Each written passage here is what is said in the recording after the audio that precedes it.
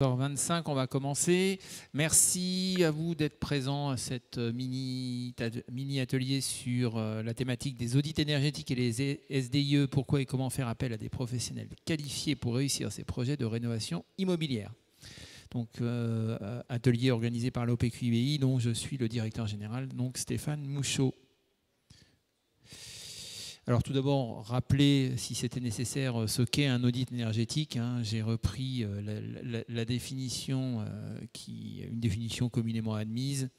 Donc vous avez le détail. Un audit énergétique comprend un état détaillé des éléments du bâti, bilan des consommations, analyse et synthèse de la situation et inventaire de propositions techniques et financières. Et conseils hiérarchisés. Donc, ça, c'est le contenu d'un audit énergétique tel que nous le qualifions au jour d'aujourd'hui pour la partie bâtiment essentiellement. Ensuite, on a les SDIE. Alors, les SDIE, qu'est-ce que c'est? Ce sont les schémas directeurs immobiliers énergétiques. Alors, j'ai repris des slides de l'ADEME qui devait intervenir et qui n'a pas pu intervenir, avec laquelle on organise ces ateliers sur les SDIE. Alors déjà, pourquoi un SDIE?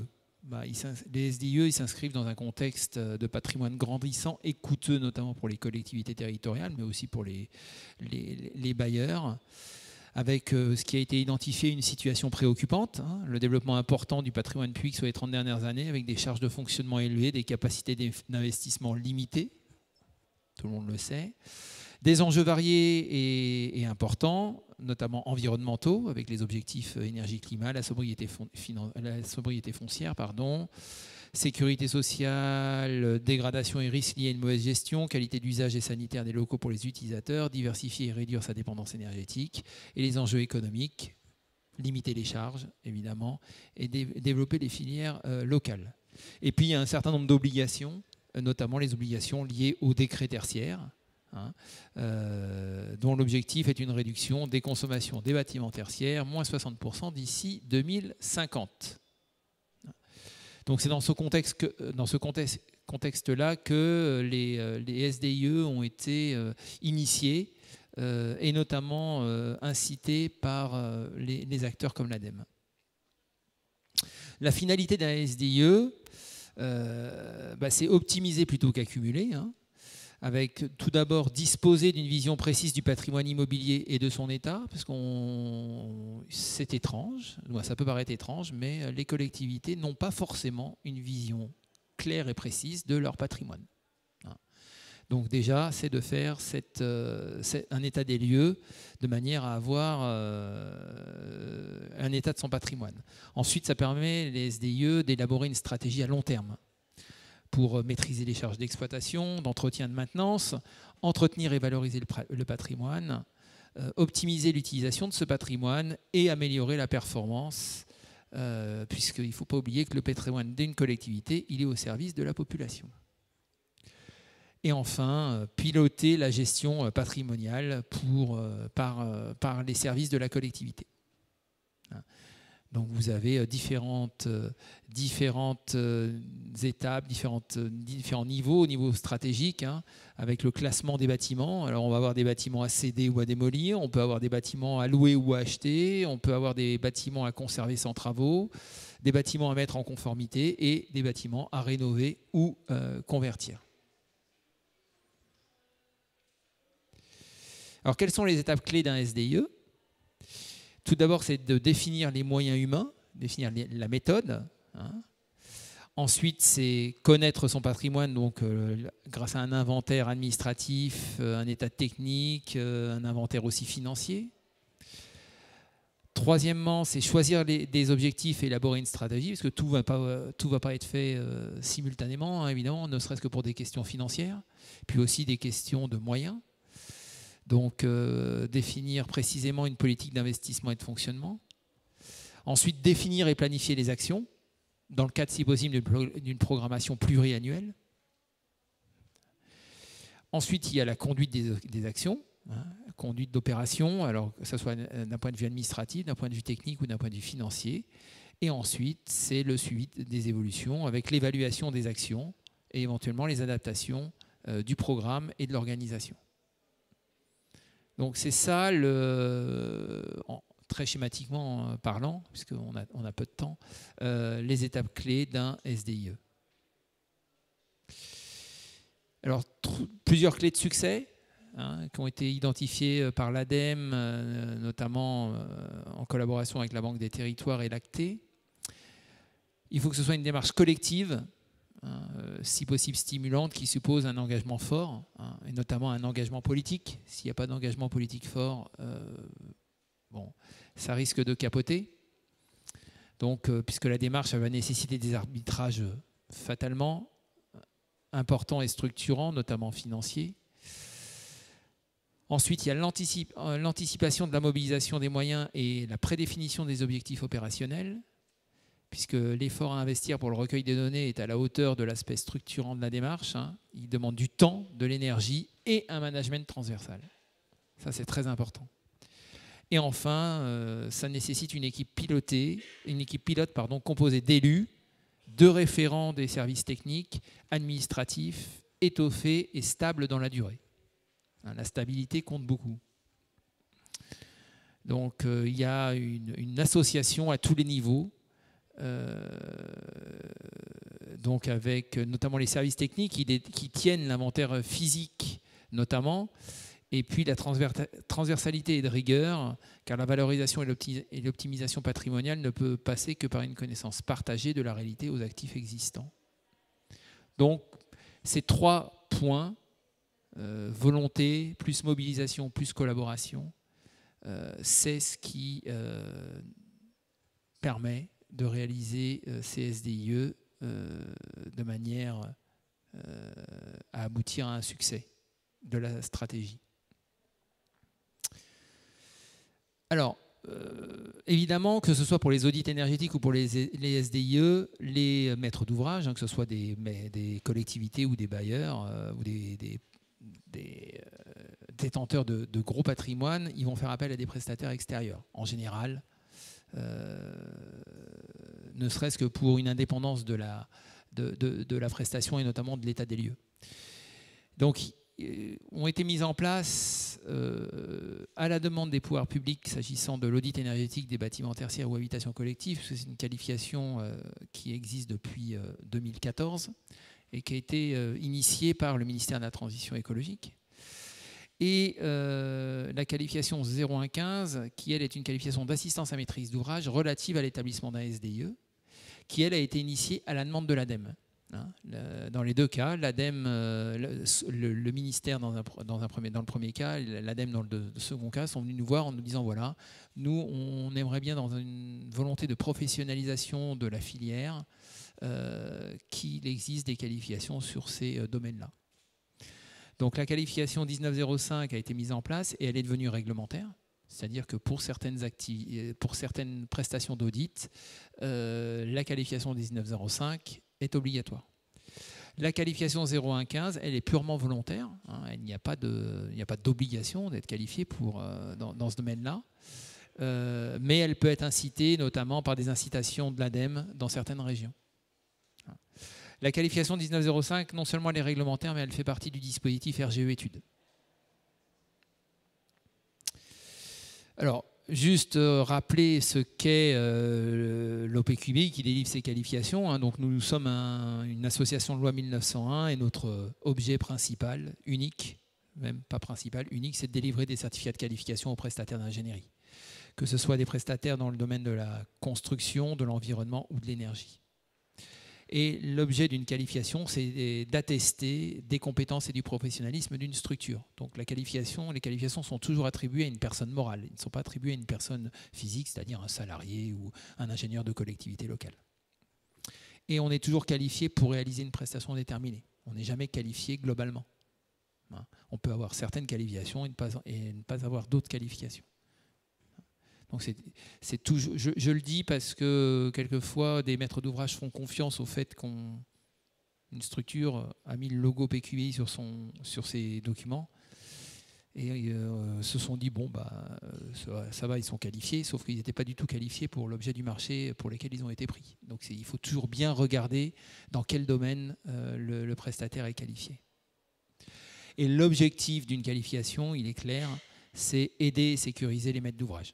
C'est ça l'objectif d'une qualification. J'ai l'habitude de dire que la qualification, elle est faite d'abord pour les maîtres d'ouvrage avant d'être faite pour les prestataires. C'est vraiment pour permettre aux maîtres d'ouvrage d'identifier des prestataires compétents dans certains secteurs clés. À telle enseigne que d'ailleurs notre président est un maître d'ouvrage public. Aujourd'hui, il s'agit de Patrick Berger, qui est directeur du pôle biodiversité, paysage, agroécologie et alimentation à la métropole de Montpellier. Et il a succédé à un autre maître d'ouvrage qui était directeur général des services techniques de la ville de Caen. Donc c'est pour montrer que la qualification est d'abord faite pour les maîtres d'ouvrage. Alors les critères de qualification, ils sont toujours de 3 ordres. Ils sont définis dans une norme française. Ce sont toujours des critères légaux, administratifs, juridiques, financiers. Qu'est-ce qu'on va vérifier dans ce cadre-là? On va notamment vérifier que les structures sont bien assurées pour réaliser les prestations pour lesquelles elles demandent des qualifications. On a ensuite bien évidemment les critères techniques, donc les critères techniques liés aux moyens propres d'une structure. On ne peut pas demander une qualification en disant les compétences, c'est un co-traitant ou un sous-traitant qui les possède. Non, il faut que la compétence soit à l'intérieur de la structure. On vérifie les équipements, les méthodologies, et enfin, on va vérifier les réalisations des prestataires. Alors, une structure qui n'a pas encore réalisé, pour X raisons, une structure nouvellement créée ou en cours de diversification, peut se voir attribuer une qualification probatoire. Et elle aura en général 2 ans au maximum pour nous présenter des références de réalisation. Une qualification n'est jamais attribuée ad vitam aeternam, bien évidemment. Elle a une durée de validité limitée, en l'occurrence 4 ans. Et pendant cette période de 4 ans, elle fait l'objet d'un contrôle annuel, c'est-à-dire qu'on va vérifier que la structure existe toujours, qu'elle est toujours assurée et que ses collaborateurs sont toujours présents au sein de la société. Si ce n'est pas le cas, les qualifications peuvent être suspendues ou retirées. Alors, si on rentre un peu dans le détail des 2 qualifications objet de l'atelier d'aujourd'hui, donc on a la qualification audit énergétique des bâtiments. J'ai dit qu'elle avait été initiée en 2014 en lien avec la réglementation. C'est une qualification qui bénéficie de la reconnaissance RGE. Et aujourd'hui, nous avons 765 prestataires d'ingénierie qui sont titulaires de cette qualification, alors soit en définitive, soit en probatoire. On peut cliquer sur le lien si vous voulez.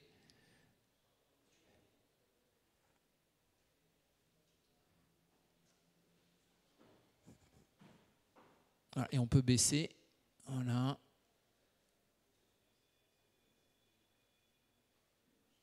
Voilà. Donc vous avez la définition de la qualification. On peut continuer de baisser.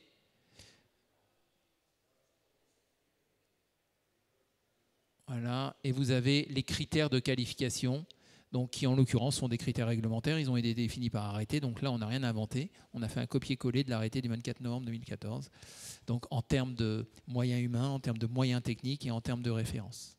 Voilà. En l'occurrence, en termes de moyens humains, il faut des référents techniques. Ces référents techniques sont obligatoirement des thermiciens. Et ces thermiciens doivent avoir été formés à l'audit énergétique et ils doivent avoir entre 3 et 7 ans d'expérience professionnelle dans le domaine de l'audit énergétique. Donc ça, c'est impératif. Si l'une de ces 3 exigences n'est pas satisfaite, le référent technique n'est pas validé. Ensuite, vous avez on peut défiler. Ensuite, vous avez les critères liés aux moyens matériels. Donc, il y a une liste d'équipements qu'il est nécessaire de posséder. Ensuite, on a les critères méthodologiques. Donc, on demande des notes méthodologiques d'intervention selon des normes internationales que sont les 16247.1 et 2. Et enfin, on demande des rapports d'audit complets avec les annexes de calcul. Et ce sont ces rapports d'audit complets que l'on va évaluer. Et que l'on va évaluer sur la base d'une grille d'évaluation de l'ADEME. Voilà. Et le principe, il est simple. Les rapports d'audit doivent avoir la moyenne et ne pas avoir de note rédhibitoire. S'il y a une note rédhibitoire sur un point de la grille, la référence est rejetée.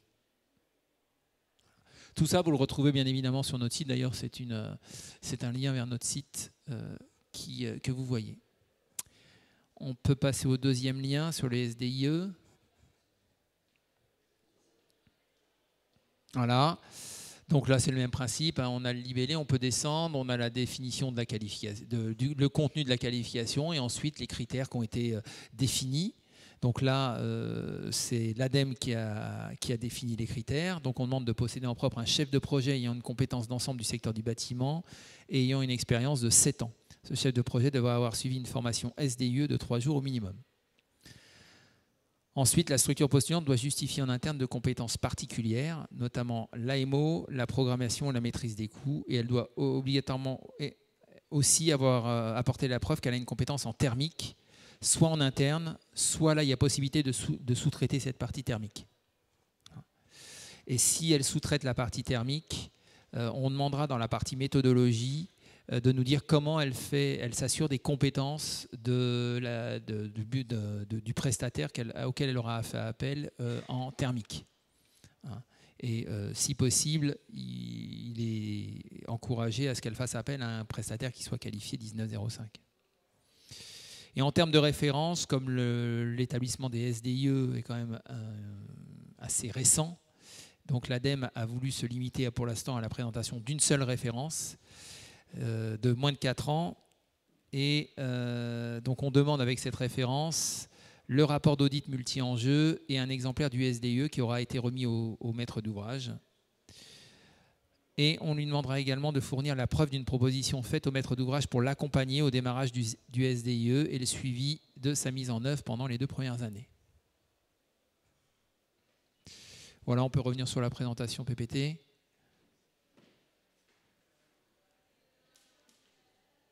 Voilà, je crois que j'en ai terminé. Aujourd'hui, j'ai peut-être pas parlé du nombre de qualifiés. Il y en a encore très peu en SDIE. Pourquoi? Parce que la qualification date de 2023, que c'est quelque chose qui est encore assez récent. Hein. Mais vous avez quelques bureaux d'études qui se sont engagés. Et surtout, contrairement à la 1905 qui est réglementaire, la qualification SDIE, elle est purement volontaire. Alors, comment les collectivités ou les organismes publics peuvent-ils utiliser notre dispositif de qualification? C'est très simple. Hein. Ils peuvent, lors de leur consultation ou de leur appel à candidature, demander à ce que les candidats disposent de telle ou telle qualification. Donc, en l'occurrence, les qualifications que je vous ai présentées aujourd'hui. Ce qu'il faut savoir, c'est que pour les maîtres d'ouvrage publics, c'est tout à fait possible d'exiger, dans le cadre du Code de la commande publique, qu'un prestataire dispose d'une qualification. Et je vous ai mis la référence de l'arrêté qui le dit, c'est l'arrêté du 22 mars 2019. À l'entrée de la salle, je vous ai mis 2 documents, une plaquette généraliste sur nos qualifications et surtout un document qui a été élaboré avec l'AMF, l'USH et l'AITF sur justement comment utiliser les certificats de qualification en toute sécurité juridique dans les marchés publics. C'est une fiche qui a été faite avec un avocat du droit de la commande publique. Sinon, un maître d'ouvrage peut tout simplement utiliser notre annuaire en ligne, soit qu'il ait besoin de faire du sourcing, il a un projet, il veut faire du sourcing, il veut savoir combien il y a de bureaux d'études qualifiés en audit énergétique dans son département ou sa région, donc il trouvera les informations, tout ça est accessible gratuitement bien évidemment.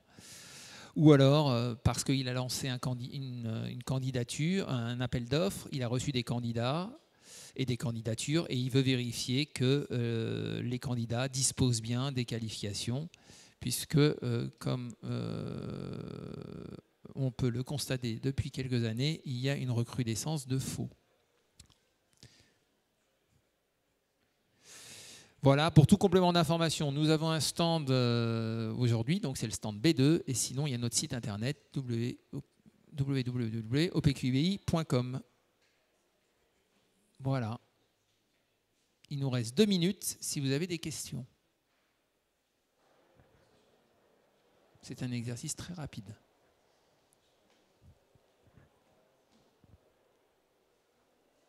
Pas de questions? C'était clair? Eh bien, formidable, on est dans les temps. Eh bien, merci beaucoup. Et si vous avez des questions, effectivement, vous pouvez m'interpeller ou sinon venir sur notre stand B2. Merci à vous.